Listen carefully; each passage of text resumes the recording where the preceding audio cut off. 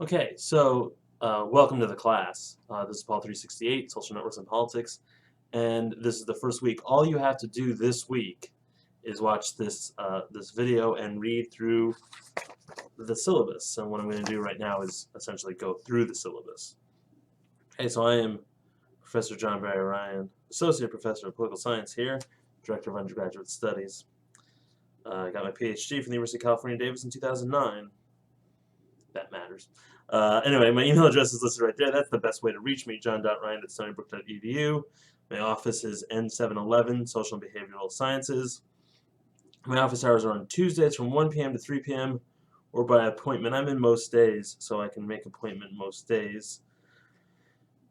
Okay, so when we talk about what this course is about social networks and how they relate to politics.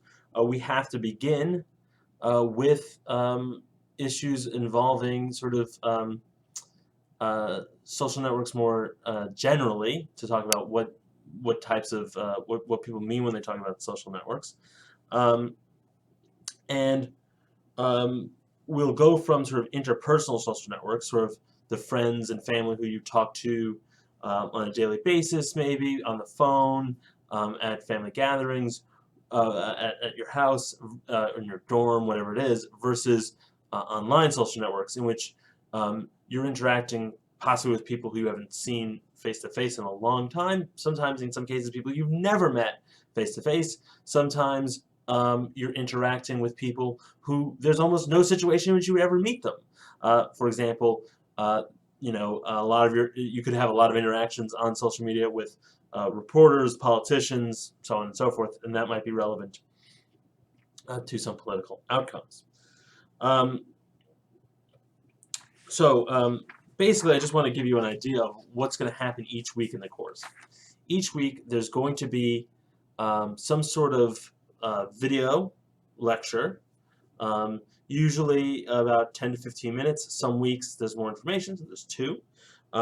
Then there's often going to be some other material. It might be a video that I didn't produce that's sort of out there in the world. It might be a lot of weeks there's going to be things you might consider like podcasts, me interviewing people who have done either the research that's related to your readings or research or wrote the actual articles themselves. And so you have to listen to that.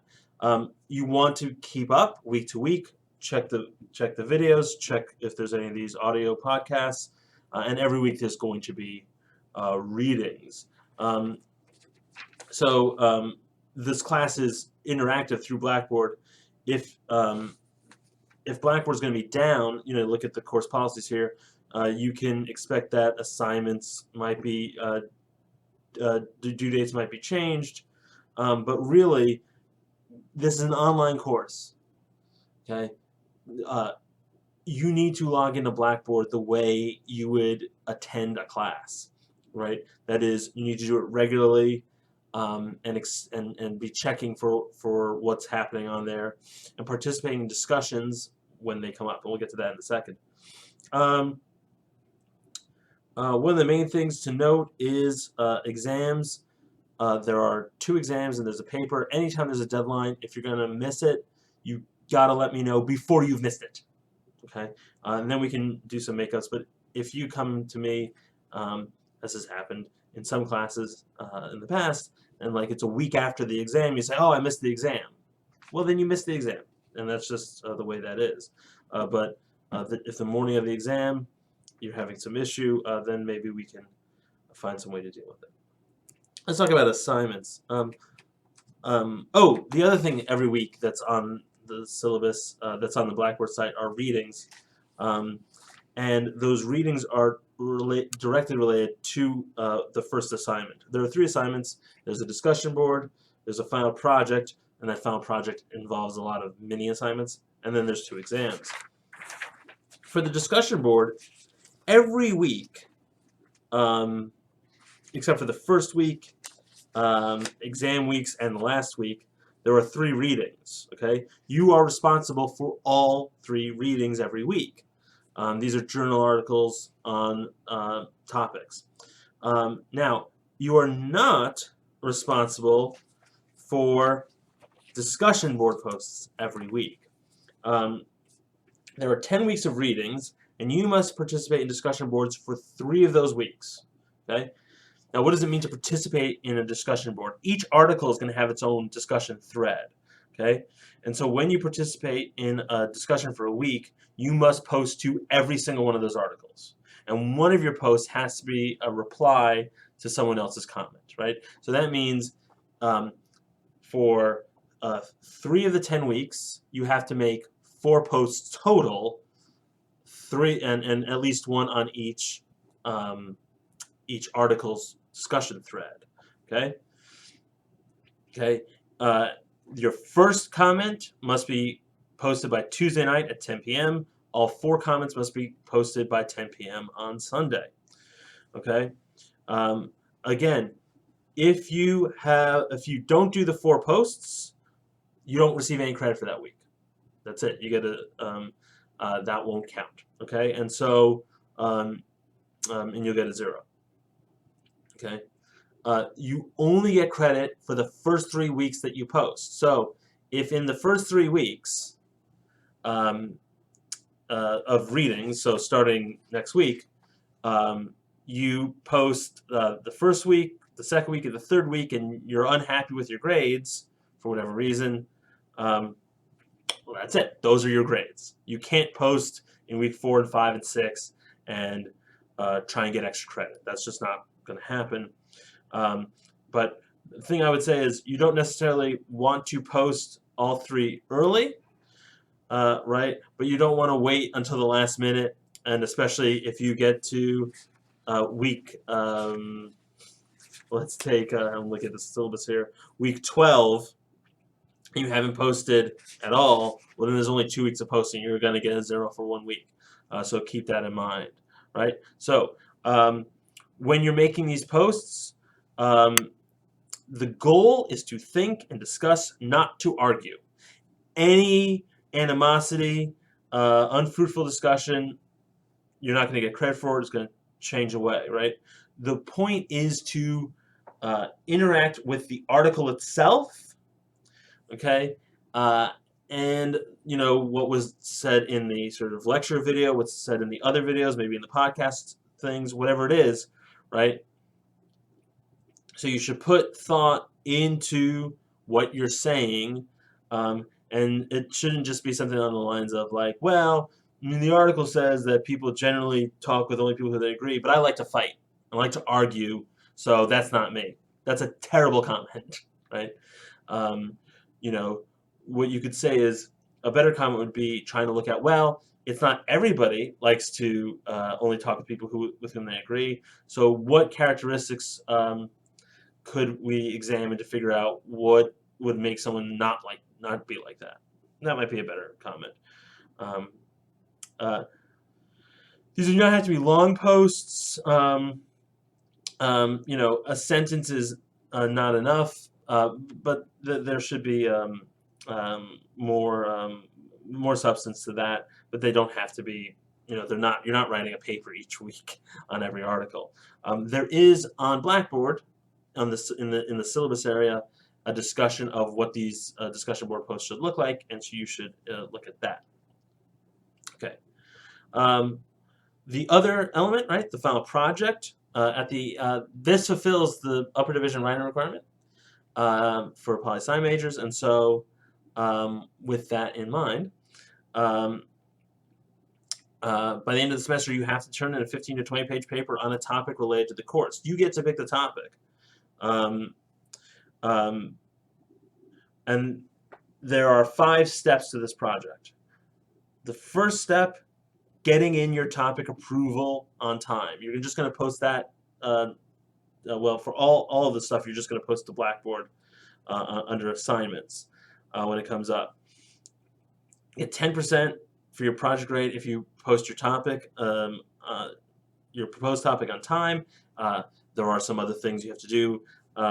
So you need to meet those standards of the length of the post explaining what the topic is and whatnot. Okay. And once you have your topic, Then you have to go and produce 3 annotated bibliographies. There are due dates on the syllabus. Okay, and each of those will be 5% of the project grade. Again, there is a document on Blackboard that will will tell you what these annotated bibliographies should look like. There's a set of journals you're supposed to use. You're supposed to take 10 articles each time, put the citation, put a summary of the article, and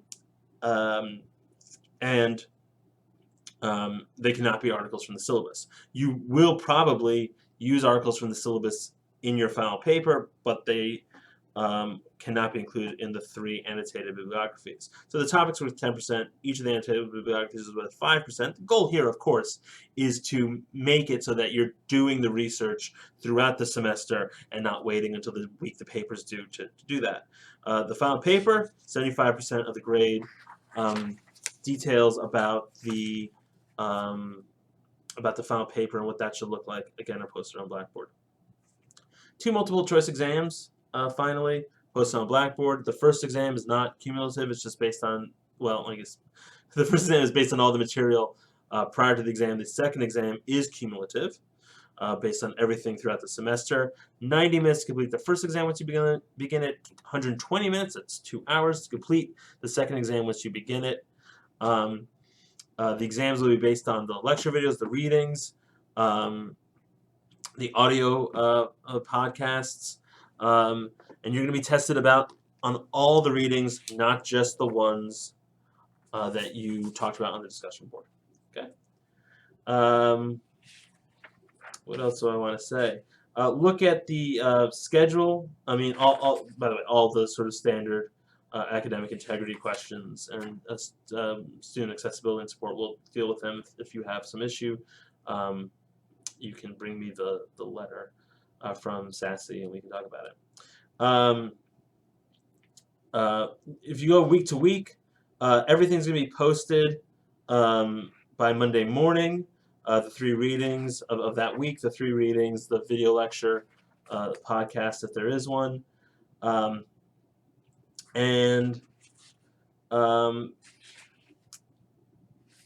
What you want to look for is the weeks in which there are no readings, right? Week 7, March 9th, that's the midterm exam week, right? So there's going to be a day probably later in the week in which the exam is posted, and you'll have a couple days to complete it, but once you start it, you only have the restricted time amount. That's the week before spring break. The other weeks in which there are no readings and lectures, video lectures, are week 14, the week of April 27th. Like, that's the second exam. Again, you'll have a couple days to do it, but once you start it, you only have 2 hours to complete it. And then the final week, that's final paper week, you got to turn that in. The due date is May 10th at 5 p.m. The main thing, do not be late. You lose points for being late. And make sure you get to the 15 pages. That 15-page limit, you really need to do that. If you fail to get to 15 pages, you're not going to have a passing paper. Right? Again, the best way to contact me if you have questions is via email, although I have my office hours on Tuesdays. And other than that, I hope this course goes well for you. And remember, Monday, that's when Monday, what date is that? Monday, February 3rd, that's when we start really going with the first videos, the first lectures, first video lectures, and the first readings. One last thing I'll note, one of the things that we're not going to do that much of in this class is social network analysis, which is a particular statistical method for analyzing data. You're not going to have to learn that at all. Some of the readings might touch on some of the topics, so I've linked to a YouTube video that talks about the basics of social network analysis that you can look at for some information there if it ever comes up. It might not in any of your readings, or not in some way in which they don't explain what the measure means, and so it may not matter. But anyway, all right. Have a good rest of your spring semester.